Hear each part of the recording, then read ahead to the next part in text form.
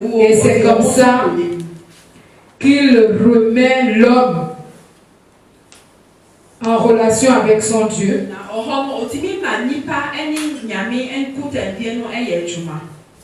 En le faisant bénéficier de sa grâce. Cette grâce-là qu'il a obtenue du Père. Parce qu'il a été obéissant. Du début jusqu'à la fin. Il a connu beaucoup d'épreuves. On a vu sur la croix trahison, humiliation, rejet, tout. Il a tout connu. Alors qu'il n'avait jamais rien fait.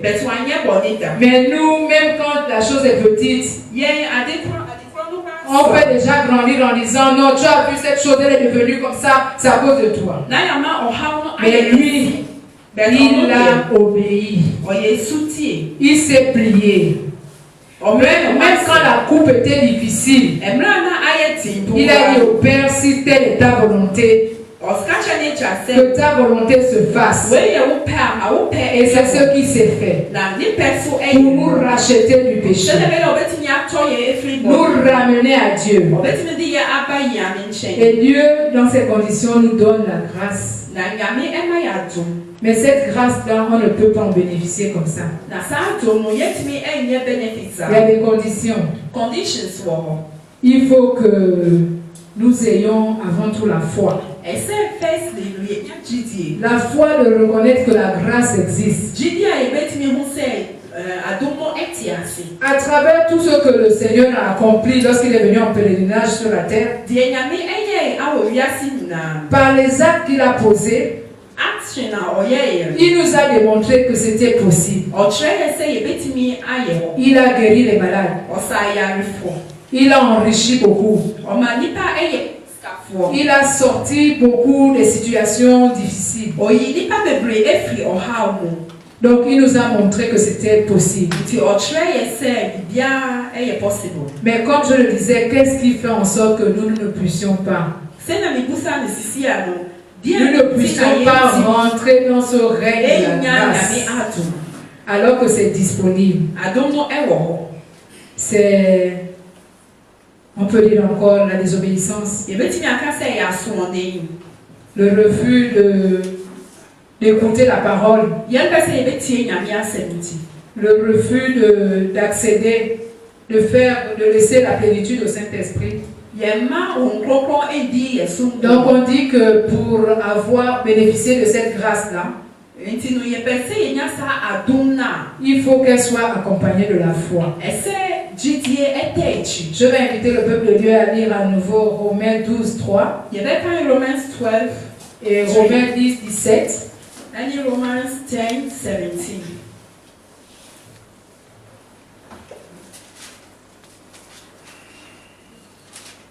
Amen. Amen. Amen. Amen. Amen. La parole de Dieu déclare dans Romains 12, 3. Par la grâce qui m'a été donnée, je dis à chacun de vous de n'avoir pas de lui-même une trop haute opinion, mais de revêtir des sentiments modestes selon la mesure de foi que Dieu a départie à chacun.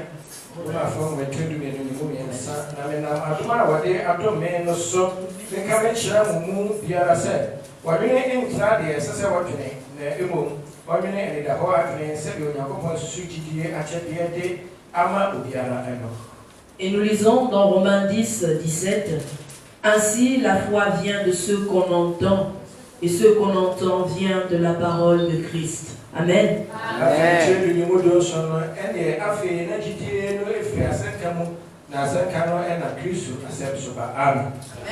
Donc là, c'est notre Seigneur qui nous parle. Il nous dit que la grâce qui lui a été donnée, il recommande à chacun de nous d'avoir un certain comportement, d'avoir une certaine attitude. C'est l'attitude qui détermine l'attitude. Donc c'est le comportement qui détermine le reste de ce que tu dois recevoir. Oui, j'ai un chef qui me le disait tout le temps au travail. C'est l'attitude qui détermine l'altitude. Ça veut dire que c'est ton attitude qui va déterminer le niveau d'exigence dans lequel nous allons travailler et avoir un partenariat gagnant-gagnant. Le win-win, comme vous dites. Amen. Donc, ici, notre Seigneur nous dit qu'il faut avoir une certaine attitude. On vous donne la grâce, certes, mais pour pouvoir en bénéficier, il ne faut pas avoir une trop haute opinion de soi-même. Une trop haute opinion de soi-même. Si tu as ok. Mais de revêtir des sentiments modestes selon la mesure de foi que Dieu a répartie à chacun. Donc il nous demande une attitude d'humilité, d'être modeste par rapport à la mesure de foi qu'on nous a donnée. Chacun de nous, à chacun est donné une mesure. À chacun est donné une capacité. À chacun est donné une capacité. Donc, à ce niveau-là, il faut que chacun prenne la mesure de sa capacité. On peut avoir, comme ici au ministère du Vrai Sel, ce qui me laisse toujours dans l'étonnement avec la parole de Dieu. Il y a 3 ans, 4 ans, il y a beaucoup de personnes que je ne connaissais pas, que je n'aurais peut-être pas rencontrées sur mon chemin. Mais la parole de Dieu m'a mené à rencontrer ces personnes dans sa maison.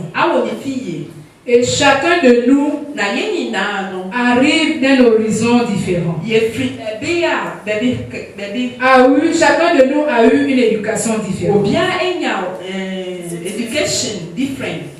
Mais à l'arrivée, on se réunit autour de la parole. Et quand on se réunit autour de la parole, on va identifier plusieurs niveaux.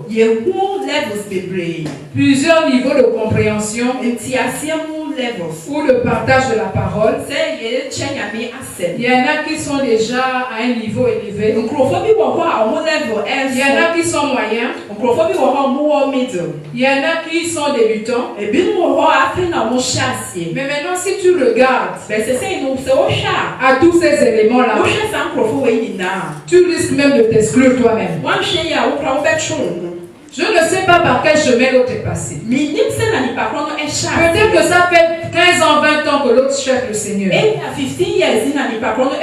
peut-être que c'est aujourd'hui que je réalise qu'il faut le chercher. Mais je vais avoir une attitude de vraiment là, quand je vais partir, là, les autres vont bien prier, mais moi, je cherche même les mots.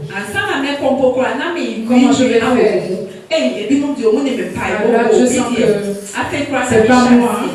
Mais là-bas, ils sont trop forts. On dit que c'est la prière, c'est penser, c'est beaucoup de psaumes, beaucoup de paroles. Ça fait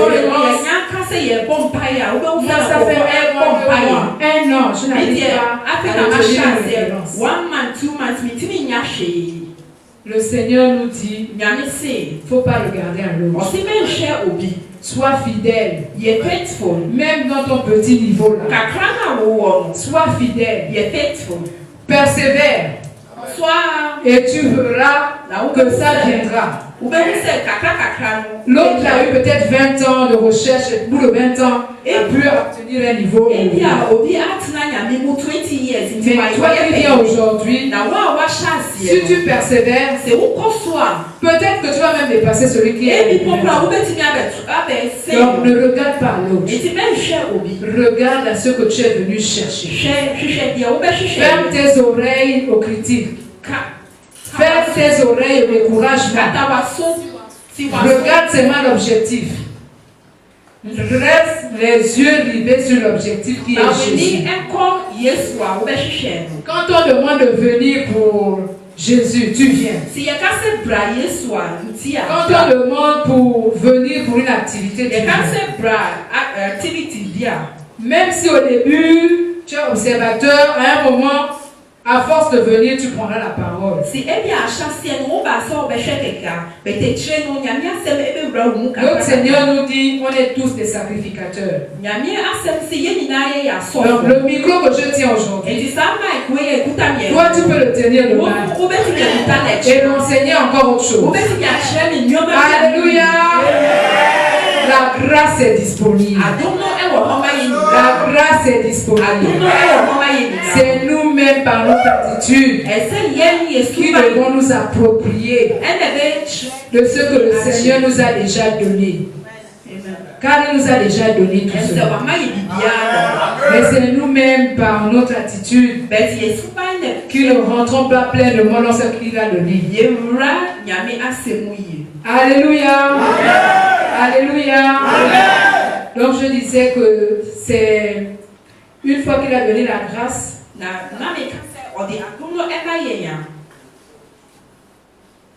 il nous a donné le Saint-Esprit afin que le Saint-Esprit puisse nous emmener à la transformation qui est attendue. Et pour cela, il faut qu'on ait la foi. Mais où est-ce qu'on puise la foi? Parce qu'on est là, c'est l'année de la foi. Il faut croire que Jésus existe. Il faut croire à la parole. Où est-ce qu'on trouve la foi? Dans Romains 10, il nous dit, la foi vient de ce qu'on entend. Et ce qu'on entend vient de la parole de Christ. Donc cela veut dire que puisqu'il nous a donné la parole, il faut que dans notre comportement, nous nous assurons de ne jamais s'éloigner de cette parole. Quand je suis seule à la maison avec ma Bible, je peux lire, mais je lis de manière linéaire et des fois je n'ai pas la compréhension. Mais si je viens à la lecture biblique, le même texte que j'ai lu, à travers les questions, à travers les réponses, j'ai une autre information. Et ça fait augmenter ma foi. Parce que j'apprends qui est Christ, comment il me parle, ce qu'il attend de moi et comment il veut que je me comporte au quotidien. Parce qu'il a déjà tout fait. Il veut déjà me préserver de toute difficulté. Il a déjà posé toute la structure, la logistique comme on dit. Mais maintenant c'est moi qui suis le problème. Quand je viens, est-ce que j'arrive à rentrer dans les clous qu'il a plantés là, ou alors je n'arrive même pas? C'est là le problème. Lui, il nous recommande de ne pas s'éloigner de la parole de Dieu. C'est cette parole-là qui fait naître déjà la foi. Qui dit bien, la foi vient. C'est la parole de Dieu qui fait naître la foi. Et ce qu'on entend vient de la parole de Dieu. Donc, tant que je serai en présence de la parole de Christ, je ne peux pas avoir de soucis. Si j'écoute, j'assimile cette parole, je l'intègre en moi.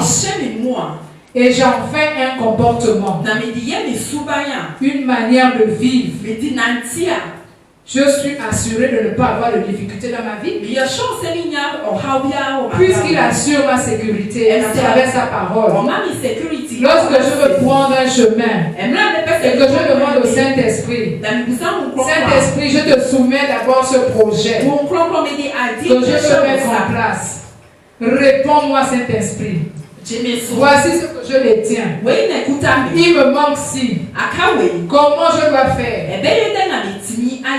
En priant, en gênant, Le Saint-Esprit va me donner une pensée. Le Saint-Esprit va m'ouvrir l'esprit. Va ouvrir mes pensées. Va me faire avoir une solution à laquelle je n'aurais pas pu penser. Si je n'avais pas exprimé mon besoin par des prières et des supplications. Si je n'avais pas exprimé mon besoin par les prières et les supplications, je n'aurais pas eu cette pensée. Parce que le Seigneur nous exauce en nous mettant de bonnes pensées. Pendant que nous cherchons la solution, lorsqu'on s'adresse à lui, qu'on s'abandonne entre ses mains, et qu'on ne veut pas le faire par notre propre intelligence, il nous apporte toujours la bonne solution. Donc, le Saint-Esprit, c'est notre solution. Le Saint-Esprit, c'est notre solution. Donc, c'est la foi qui nous permet de maintenir cette grâce-là. Donc, nous devons nous entourer toujours de la parole de Dieu. Ne pas nous éloigner de la parole de Dieu. Alléluia. Amen. Alléluia. Amen.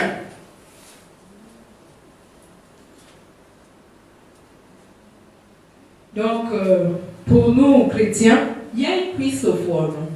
une fois que nous sommes nés de nouveau, une fois que nous avons la parole,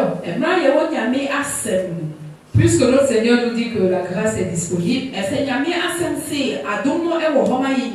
il nous demande de faire intervenir, de faire travailler le Saint-Esprit qui est en nous. La parole qui s'invite dans notre cœur. La foi. C'est dans ces conditions-là que l'homme peut accéder à la grâce. Sauf que si on désobéit, ça veut dire qu'on tourne le dos à la grâce. Si on ne suit pas tout ce que le Seigneur nous recommande, dans le comportement, ne plus mentir, ne plus dans le quotidien poser des actes irrépréhensibles. Si nous nous exécutons, nous sommes sûrs d'entrer dans la grâce. Et ce que nous cherchons depuis longtemps, c'est disponible, mais il faudrait que nous changeons. Et comme on ne peut pas de nous-mêmes, il n'y a que le Saint-Esprit pour nous aider à cette transformation. Alléluia. Alléluia. Donc nous pouvons dire que l'homme, devant la grâce qui lui est donnée par Dieu, à travers l'action du pardon déjà de nos péchés, à travers la justification, à travers la sanctification, parce que quand nous venons en repentance auprès de lui, c'est lui qui nous sanctifie afin que nous soyons saints, que l'ancienne nature la parte, et une fois que l'homme a passé cette étape, une fois qu'il a passé cette étape de la sanctification, on peut dire qu'à ce niveau-là, l'homme est complètement converti, qui devient obéissant, et à ce moment-là, il ne peut connaître que les progrès et les succès dans sa vie. Alléluia. Alléluia. Et dans ces conditions, Dieu nous envoie, il nous envoie en mission afin de répandre aux autres cette bonne nouvelle pour que les païens ou alors certains de nos frères chrétiens qui ne sont pas encore rentrés dans cette grâce puissent connaître cet état-là à travers la bonne nouvelle de Christ. À travers la bonne nouvelle de Christ. Alléluia. Alléluia. Prions que il a déjà changé l'atmosphère. Dieu, Jésus a déjà changé l'atmosphère. Parce qu'en nous emmenant la grâce, nous avons tout au travers de la grâce. La paix, le travail, la vie éternelle, nous l'avons. Nous l'avons. Mais il faut simplement que chacun de nous sache que la vie éternelle qu'il nous promet là, elle doit être rendue au quotidien. La vie éternelle là, elle doit se manifester au quotidien. Si hier je cherchais des solutions, la parole de Dieu me donne des solutions. Si hier je n'avais pas comment prier, la parole de Dieu me montre comment prier. Si hier je n'avais pas le travail, la fidélité à Dieu va m'ouvrir des horizons. Les horizons si grands qu'à un moment même on est dépassé. À un moment on est dépassé. Notre frère Francis a témoigné. Le sujet de la grâce que j'ai vu aujourd'hui, c'est un genre de témoignage. Parce que en venant au ministère du verset, comme on l'a souvent dit, je suis venu en tant qu'invité. Je suis venu, j'ai écrit, je suis invité. Je ne suis pas adhérente, je viens regarder par curiosité et voir le contenu de ce qu'il y a à l'intérieur. Et en venant au premier culte, j'ai été vraiment touchée par la parole. Et depuis lors, je ne suis plus partie. Alléluia. Alléluia.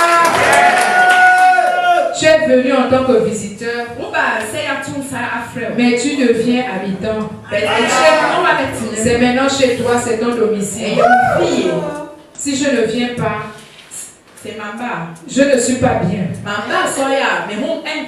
Même dans les incapacités, les faiblesses, je dis non, je persévère. Je viens toujours, je vais arriver. Il faut que j'arrive à Canaan, il faut que j'arrive à Canaan. Je persiste et je vais recevoir. La fidélité là, Dieu doit me donner. La fidélité qu'il a là, c'est difficile, les engagements, le travail, les enfants, la maison, mais il faut que j'arrive. Et depuis lors, il me taille, il me taille, il me taille. Les retards ici, c'était moi. Ce n'est pas seulement ici, au travail c'est compliqué. Il y a trop de choses, on n'arrive pas à s'organiser. Mais Dieu, qui pourvoit tout, il taille. Et après, on arrive à une certaine plénitude. Là. Tu te dis, mais pourquoi je n'ai pas fait cela avant? Donc, je glorifie le Seigneur. Je sais qu'il nous a mis sa servante sur notre chemin. C'est quelqu'un que je connais depuis plus de 20 ans. Mais je n'avais pas ce côté-là. Et j'ai été surprise. Même pour les cours, je lui ai dit, je suis venue ici pour écouter juste la parole. Mais bon, le reste là, bon, moi je ne le vois pas. Hein. Elle me dit, en tant que leader, il faut que tu fasses des cours. Mais c'est toujours en poussant. Et finalement, j'ai dit, mais vraiment, c'est une grâce. C'est une grâce que je suis en train de recevoir. Je ne mesurais même pas l'étendue de la chose. Mais alors que beaucoup cherchent à y arriver, mais l'ignorance était là pour dire, il faut qu'on enlève ça. Il faut qu'on enlève cet esprit en nous pour dire, non, la chose est bien, Il faut que nous puissions courir. Nous puissions avoir le zèle. Et j'admire toujours le zèle de l'évangéliste Francis.